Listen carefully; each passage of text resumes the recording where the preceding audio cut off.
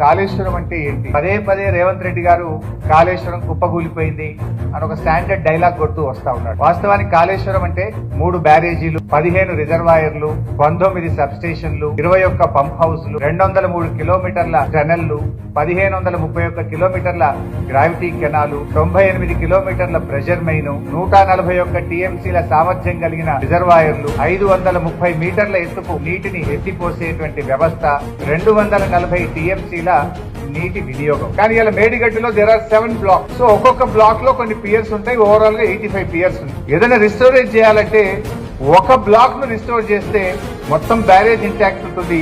ఈ విషయం నేను చెప్పడం లేదు, ఎన్డీఎస్ఏ రిపోర్ట్ లో కూడా చెప్పారు.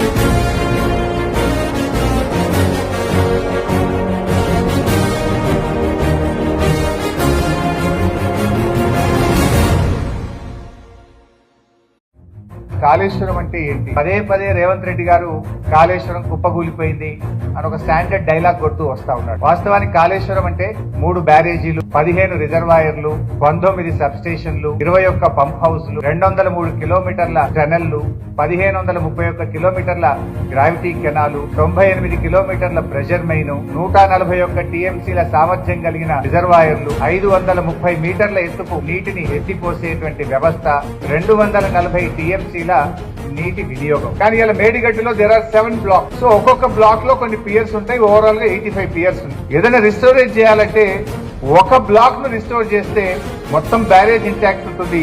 ఈ విషయం నేను చెప్పడం లేదు, ఎన్డీఎస్ఏ రిపోర్ట్ లో కూడా చెప్పారు.